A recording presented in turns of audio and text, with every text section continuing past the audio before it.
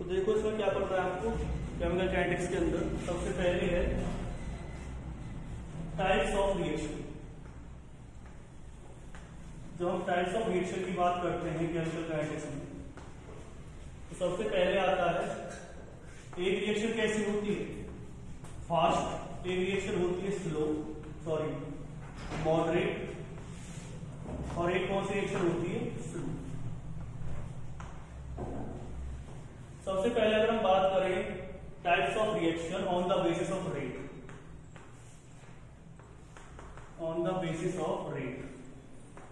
तो रेट के बेसिस पर आपको क्या करनी है, टाइप्स ऑफ रिएक्शन लिखनी है।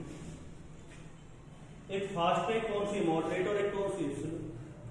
सबसे पहले हम बात कर रहे हैं फास्ट रिएक्शन की। तो फास्ट रिएक्शन कौन सी होगी,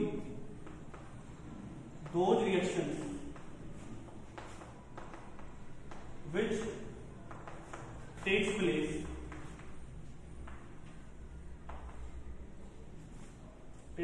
by high speed। तो उसे क्या कहेंगे आप, फास्ट रिएक्शन।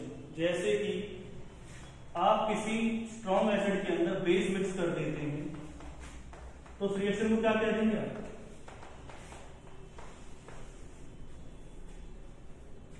उसे कहेंगे आप फास्ट रिएक्शन। ठीक है ना। किसी रिएक्शन के अंदर आप क्या करेंगे, अगर हाई मतलब कि स्ट्रॉन्ग एसिड के अंदर स्ट्रॉन्ग बेस मिक्स करेंगे, जो वो रिएक्शन है वो कैसी होगी, फास्ट होगी। दूसरी कौन सी रिएक्शन होती है, मॉडरेट। तो मॉडरेट रिएक्शन कौन सी होगी, those reaction which take place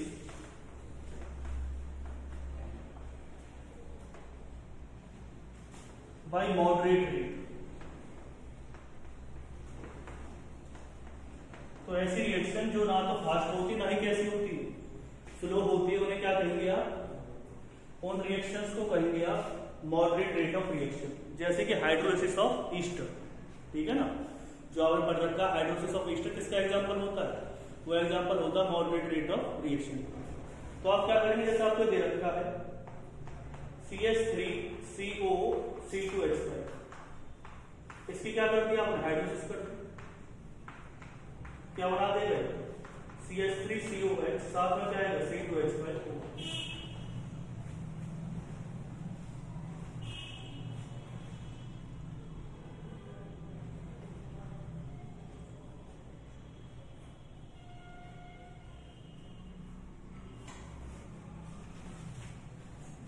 तो जो रिएक्शन फास्ट होती है उन्हें क्या कहते हैं आप, उन्हें फास्ट रिएक्शन कहते हैं। जो रिएक्शन स्लो होती है उन्हें क्या कहेंगे आप, स्लो रिएक्शन कहेंगे।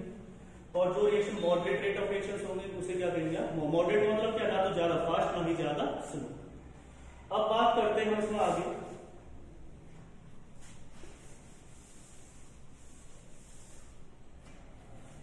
Slow reaction. तो स्लो रिएक्शन कौन सी होती है, those reactions take place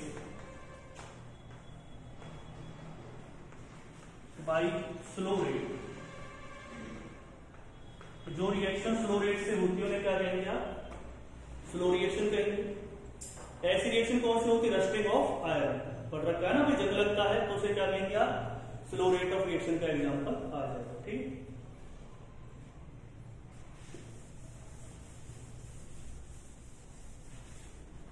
तो एग्जाम्पल कौन सा है इसका,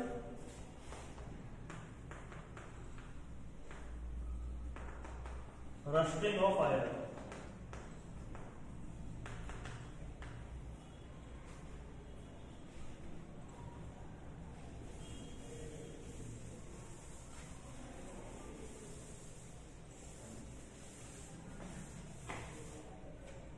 ठीक है, पता चल गई स्लो रिएक्शन कौन सी होती है, फास्ट कौन सी होती है। अब इसमें बहुत इंपोर्टेंट चीजें हमें पढ़नी है। सबसे पहले हम बात करेंगे कि जो रेट होता है कोई रिएक्शन, तो रेट ऑफ रिएक्शन क्या होता है। रेट को हम और क्या कह सकते हैं, स्पीड भी कह सकते हैं और क्या कह सकते हैं, वेलोसिटी भी कह सकते हैं। तो जो रेट ऑफ रिएक्शन है उसे आप कैसे निकालते हैं, क्या होता है वो रेट इसकी क्रम में। जब हम किसी रिएक्शन के बारे में पढ़ते हैं तो क्या होता है rate, it is the change in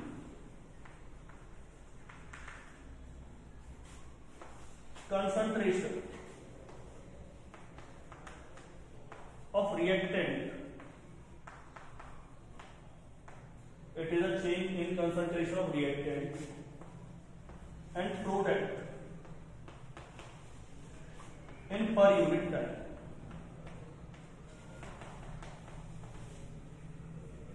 तो उसे क्या कहेंगे आप, रेट ऑफ रिएक्शन कहेंगे, ठीक है। It is a change in the concentration of reactant and product per unit time.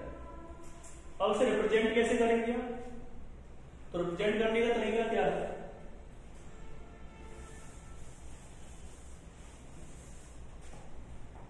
सबसे पहले है आपने क्या लिखा, रेट। कोई भी रिएक्शन ए से किसमें जा रही है, बी में, तो बी क्या है इस रिएक्शन का, रिएक्टेंट, तो ए क्या है इसका रिएक्टर और बी क्या है प्रोडक्ट। एक चीज आप मुझे बताइए कि जो रेट है, अगर हम बात करें तो वैसे रिएक्टेंट की कंसंट्रेशन क्या होगी, डिक्रीज होगी, और प्रोडक्ट की कंसंट्रेशन क्या होगी, इंक्रीज। भाई रिएक्टेंट जो होगा, रिएक्टेंट का मतलब क्या है, जैसे किसी चीज से आप क्या कर रहे हैं, आप मान के चलो HCl में NaOH मिक्स किया आपने, तो HCl में अगर आप NaOH मिक्स करेंगे तो HCl और NaOH तो कम ही होंगे, बनेगा क्या, उससे NaCl बनेगा, तो एक तरह से रिएक्टेंट की कंसंट्रेशन तो क्या हो रही है, कमी हो रही है, और प्रोडक्ट की कंसंट्रेशन क्या हो रही है, इंक्रीज। जब HCl और आपने NaOH को मिक्स किया तो बना क्या, NaCl, तो प्रोडक्ट की कंसंट्रेशन क्या हो रही है, इंक्रीज हो रही है, जबकि रिएक्टेंट की कंसंट्रेशन क्या होती है, इसमें रिएक्टेंट की जो कंसंट्रेशन है वो क्या होती है, एक तरह से डिक्रीज होगी, और प्रोडक्ट की क्या होगी, इंक्रीज होगी कंसंट्रेशन। तो कैसे रिप्रेजेंट करेंगे, रेट माइनस DA अपॉन में dt। ये माइनस का साइन किसको रिप्रेजेंट कर रहा है, ये रिप्रेजेंट कर रहा है कि रिएक्टेंट की कंसंट्रेशन क्या हो रही है, डिक्रीज, और पॉजिटिव अगर मैं लगा दूं तो क्या आ जाएगा, dB अपॉन में dt। तो प्रोडक्ट की कंसंट्रेशन क्या हो रही है, इंक्रीज हो रही है, रिएक्टेंट की कंसंट्रेशन क्या हो रही है, डिक्रीज हो रही है, प्रोडक्ट की कंसंट्रेशन क्या हो रही है, इंक्रीज। आएगी इस बात समझ। तो पॉजिटिव साइन क्यों आएगा, क्योंकि प्रोडक्ट की कंसंट्रेशन इंक्रीज हो रही है। नेगेटिव साइन क्यों आएगा, क्योंकि रिएक्टेंट की कंसंट्रेशन क्या हो रही है, डिक्रीज हो रही है। अब बात आती है इसमें, ये स्क्वायर ब्रैकेट किसको रिप्रेजेंट करता है, ये रिप्रेजेंट कर रहा है कंसंट्रेशन, किसको रिप्रेजेंट कर रहा है, कंसंट्रेशन, और T किसको रिप्रेजेंट कर रहा है, T रिप्रेजेंट कर रहा है टाइम, किसको रिप्रेजेंट कर रहा है, टाइम। अगर मैं आपसे पूछने लगूं कि भाई रेट की यूनिट बताओ, मुझे क्वेश्चन आ जाता है रेट की क्या बतानी है, आपको यूनिट बतानी है, तो रेट की यूनिट आप क्या बताएंगे। तो जो रेट होता है उसे आप किस तरह से लिख सकते हैं, रेट की जो यूनिट है, यूनिट ऑफ रेट, ऊपर क्या दे रखी है, कंसंट्रेशन। कंसंट्रेशन का मतलब क्या होता है, कंसंट्रेशन का मतलब होता है, अगर मैं कंसंट्रेशन की आपको डेफिनेशन बताऊं तो कंसंट्रेशन की डेफिनेशन क्या होती है, मोल पर लीटर। अगर हम concentration, number of moles present in पर लीटर सॉल्यूशन, तो एक चीज समझ में आएगी आपको, जो कंसंट्रेशन है उसकी यूनिट क्या हो सकती है, मोल पर लीटर। क्या यूनिट होगी कंसंट्रेशन की, मोल पर लीटर, और नीचे क्या दिया हुआ है, टाइम। तो क्या लिख सकते हैं आप इसकी यूनिट, मोल पर लीटर, और टाइम की यूनिट सेकंड इनवर्स, क्या लिख सकते हैं आप, सेकंड इनवर्स। और ये भी हो सकता है कि सेकंड की जगह पे क्या आ जाए, इसमें सेकंड की जगह पे इसमें क्या आ सकता है, मिनट भी आ सकता है, सेकंड की जगह पे क्या आ सकता है, इसमें ईयर भी आ सकता है, सेकंड की जगह पे क्या आ सकता है, इसमें आवर्स भी आ सकते हैं। आगे बात समझ। तो ये मत समझ लेना कि यहाँ पे सेकंड दे रखा है तो ही यूनिट सही है, अगर आप यहाँ पे मिनट भी दे रखा है तब भी यूनिट क्या है, सही है। आगे ना समझ में, रेट क्या होगा, रेट का मतलब क्या होगा कि कितनी स्पीड से रिएक्शन हो रही है। जैसे कि बहुत सी रिएक्शन क्या होती है, स्लो स्पीड से होती है, कौन सी हो रही है, फास्ट से होती है, कौन सी से होती है, मॉडरेट से। तो रेट क्या बताता है, कौन सी रिएक्शन कितनी स्पीड से हो रही है, ठीक है। तो यूनिट क्या आ गई है रेट की, मोल पर लीटर पर सेकेंड, ठीक है। अगर आपसे इसमें ये कहा जाए कि हमें कोई भी मोल पर लीटर कब आएगा, जब आपको सॉलिड किसमें मिक्स कर रखा है, आपने लिक्विड में, इतने सॉलिड आपने लिक्विड मिक्स किया। अगर आपको गैस दे रखा हो तो गैस को हम मोल पर लीटर में नहीं लेंगे, फिर उसके में लेंगे, उसे लेंगे हम प्रेशर में। किसमें लेंगे, प्रेशर की टर्म में लेंगे, तब यूनिट क्या आएगी, unit of rate in case of gas, तो हम गैस की केस में अगर क्या निकालना चाहते हैं, यूनिट निकालना चाहते हैं, इसे किस में जा रहा है, unit of rate in case of gas, A से किस में जा रहा है, बी में, लेकिन ए और बी क्या है, गैस है, तो क्या है इसकी यूनिट, यूनिट ऑफ रेट। जब हम गैस की बात करते हैं तो गैस को किस में मेजर किया जाता है, प्रेशर की फॉर्म में, तो यहाँ पे क्या आ जाएगा, प्रेशर अपॉन में क्या लिखेंगे आप, टाइम। प्रेशर की यूनिट क्या होती है, प्रेशर की यूनिट या तो क्या लिख सकते हैं आप, एटीएम, या क्या लिख सकते हैं बार, तो यूनिट क्या आ जाएगी इसकी, एटीएम पर सेकेंड। अगर आपको गैस दे रखी है तो यूनिट क्या रहेगी, एटीएम पर सेकेंड। अगर आपको क्या दे रखा है इसमें दिया हुआ है क्या, कंसंट्रेशन दे रखी है, लिक्विड सॉलिड मिक्स कर रखा है, या कोई दो लिक्विड मिक्स किया आपने, तब यूनिट किस में आएगी, मोल पर लीटर पर सेकंड में आएगी। ठीक है, अब नेक्स्ट वन जब हम बात करते हैं इसमें, तो नेक्स्ट वन बात करने वाले हैं हम कि जो रेट है, मैंने आपको बता दिया क्या होता है, माइनस डी अपॉन में डी। एक छोटा सा क्वेश्चन मैं करवा रहा हूं रेट के बेसिस पे आपको, तो क्वेश्चन क्या है वो देखो, लिख लिया आपने। जैसे कि बहुत से हम में से क्या है, मैथ के स्टूडेंट, तो क्या होगा, जो मैथ के स्टूडेंट होते हैं उनके लिए क्वेश्चन ज्यादा आसान हो जाएगा, क्योंकि उनको डिफरेंशिएशन आता है। बाय वाले स्टूडेंट को थोड़ी सी दिक्कत आ सकती है। तो क्या करना है, आपको क्या दिया हुआ है, कोई भी कंसंट्रेशन दे रखी है, कंसंट्रेशन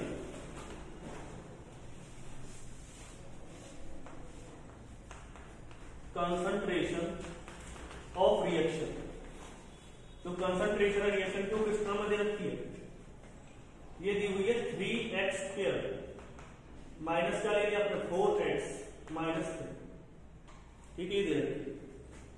यहां पर क्या दिया हुआ, आपसे क्या पूछा गया है,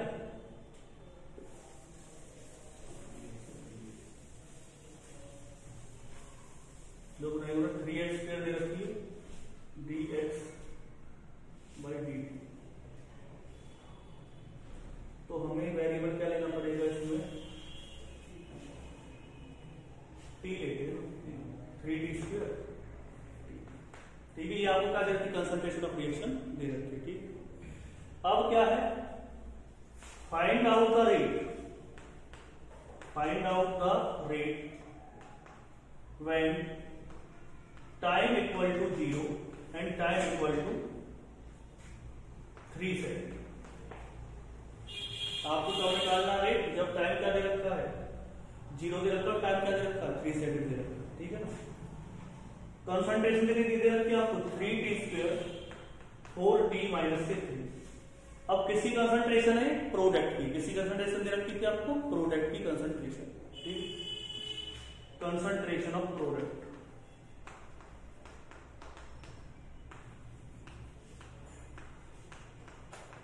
अब आपको पता है अगर रेट निकालना तो रेट का फॉर्मूला क्या होता है, रेट इक्वल टू क्या हो जाएगा, डीसी बाई क्या लिख देंगे आप, डी, और प्रोडक्ट की केस में क्या आता है, पॉजिटिव साइन आता है।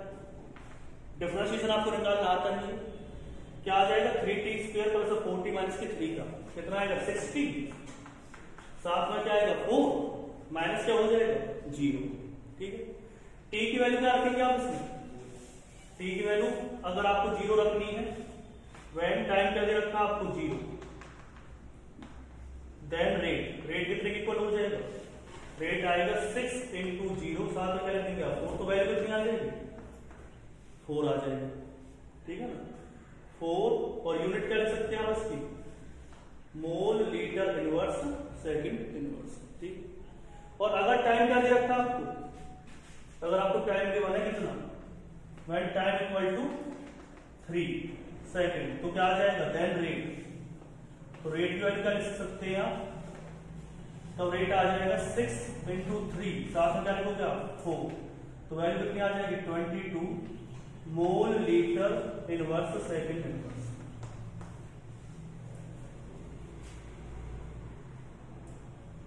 आगे बढ़ सकते,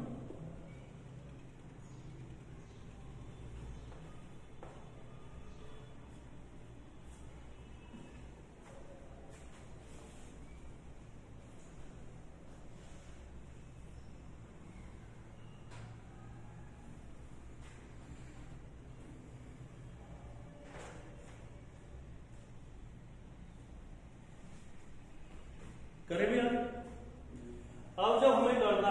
पढ़ना है हमें representation of rate of reaction. तो क्या लिखेंगे आप आगे, representation of rate of reaction, representation of rate of reaction, representation of rate of reaction. तो रिप्रेजेंट कैसे करेंगे हम रेट ऑफ रिएक्शन को, वो देखिए। इसके लिए मैं एक तरीका बता रहा हूं आपको, थोड़ा ध्यान समझना है क्योंकि ये एक इंपॉर्टेंट पार्ट है इस चैप्टर का, representation of rate of reaction. आपको दे रखा है जैसे कि 3A, सॉरी 2 से शुरुआत कर रहे हैं, 2A 3B, क्या बना रहा है 4C 5D, ठीक है, ये बना रहा है, कोई दिक्कत इसमें। इसकी कंसंट्रेशन क्या दे रखी है, ए, इसकी कंसंट्रेशन क्या दी हुई है आपको बी, ये क्या मान लिया हमने 0, इसे क्या मान लिया आपने 0। तो क्या होगा, आप इसे क्या मान सकते हैं, इसे मान सकते हैं आप, ये आ जाएगा 4x, इसे क्या मान सकते हैं आप 5x, पता चला कैसे लिख सकते हैं आप इसे 4x और 5x। भाई इसका कोएफिशिएंट क्या है 4 है, तो क्या लिखेंगे आप x, इसका कोएफिशिएंट क्या है x, ये x क्या है, x मान सकते हैं आप कंसंट्रेशन ऑफ प्रोडक्ट, क्या लिख सकते हैं x इसमें, कंसंट्रेशन, किसकी कंसंट्रेशन है, कंसंट्रेशन ऑफ प्रोडक्ट, ठीक है। यहां पे क्या है a माइनस 2x, पता चल गया 2x को लिखा है इसमें, और b माइनस क्या हो जाएगा 3x, ठीक है। अब रेट निकालना आपको, तो रेट किसके बराबर आएगा, ये रेट लिख सकते हो आप a माइनस के 2x, ठीक है। तो जो रेट आएगा, कंसंट्रेशन आपको दे रखी है, और इसे किस में लिखेंगे आप, रेट इक्वल टू आ जाएगा a माइनस के 2x दे रखा है, और दूसरे के लिए क्या रखा है, रेट इक्वल टू क्या लिखना पड़ेगा b माइनस के 3x। तो इसे क्या लिखेंगे आप d अपॉन में क्या हो जाएगा dt, ऐसे तो करेंगे भाई, पर a तो क्या है कांस्टेंट, पता है ना ये कांस्टेंट क्यों है भाई, आपने कोई भी चीज ली, जैसे कि आपने रिएक्शन करवाई तो आप फिक्स करके लेंगे 10 मोल पर लीटर ले लें, उसमें चेंज थोड़ी आ सकता हो, तो आपने एक पर्टिकुलर रिएक्शन के लिए ए और बी क्या करती है फिक्स कर दी, और जिसको जो कांस्टेंट होता है उसका डिफरेंशिएशन कितना होता है 0 होता नहीं होता, तो उसका डिफरेंशिएशन क्या हो जाएगा 0, माइनस कर सकते हो आप 2x, अपॉन में क्या आ जाएगा d, तो आप इसे ऐसे तो लिख सकते हो, ये क्या आ जाएगा dx लिख दिया आपने, तो इसे ऐसे लिखना पड़ेगा ना, 2 तो बाहर चला गया, यहाँ पे क्या आ जाएगा dx बाई dt, तो ये कितना आ जाएगा 1/2, और 1/2 या ऐसे लिख लो -1/2 लिख सकते हैं ना, ठीक है। आगे क्या आएगा, उसके बाद रेट निकाल रहे, b माइनस से क्या लिखा आपने 3x लिखा है, अपॉन में क्या लिख दिया है dt, तो इसका रेट कितना आएगा 0, माइनस कितना हो जाएगा 3dx, अपॉन में क्या हो जाएगा dt, यहां तो कोई प्रॉब्लम नहीं। फिर क्या लिख सकते हैं आप, रेट इसके रिस्पेक्ट में रेट निकाल रहे हैं c की रिस्पेक्ट में, तो क्या आएगा 4x अपॉन में, तो 4x लिखेंगे, 4x का क्या निकालेंगे, डिफरेंशिएशन निकालेंगे, तो क्या आ जाएगा 4 का तो कोई डिफरेंशिएशन होगा ही नहीं, तो क्या लिख सकते हैं 4 तो आगे आ गया, ये कितना आ जाएगा dx बाई dt, यहां तक कोई दिक्कत नहीं। फिर मैं एक बार बता रहा हूं आपको, ये एरिया आपने क्या माना थी, ये बना ही नहीं है प्रोडक्ट, जब टाइम क्या लिया आपने 0, जब टाइम 0 लिया है तो उस टाइम पर रिएक्शन स्टार्ट नहीं, तो प्रोडक्ट तो बनेगा ही नहीं, फिर प्रोडक्ट बनना स्टार्ट हुआ, इसे क्या मान लेंगे आप 4x, इसे क्या मानेंगे आप 5x, ठीक है। फिर क्या आ जाएगा t इक्वल टू 0 आ गया, अब आपने टाइम क्या लेंगे t, तो प्रोडक्ट बनना स्टार्ट होगा, तो a माइनस क्या हो जाएगा 2x, और ये क्या हो जाएगा b माइनस के 3x। थोड़ी देर पहले मैंने आपको बताया जो रेट होता है, क्या होता है रेट होता है, तो जो रेट होता है अगर हम प्रोडक्ट ले रहे हैं तो उसे क्या लिखेंगे आप माइनस का साइन लगाते हैं ना उसके लिए, यहाँ भी क्या है माइनस का साइन, सो रिएक्टेंट के लिए माइनस का साइन लगाते हैं, तो रेट क्या है differentiation of concentration with respect to t 10, ठीक है ना। तो कितना होगा 0 माइनस के 2x, माइनस इसमें आगे है तो क्या लिख सकते हैं आप इसे पॉजिटिव 2 dxy क्या आ जाएगा, dt आ जाएगा। इसे क्या लिख सकते हो आप, यहां पे आ जाएगा 3 dxy क्या लिख सकते हो आप, dt।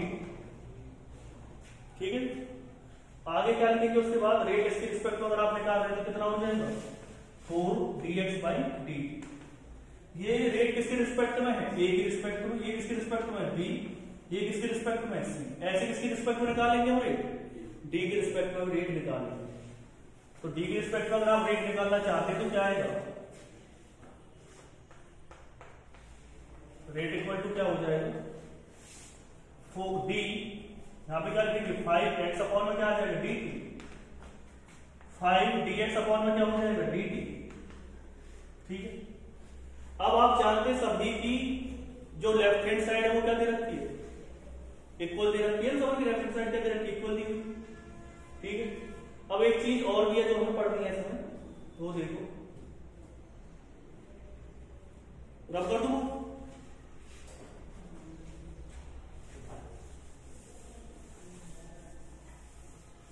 देखो क्या ले सकते हैं आप इसे,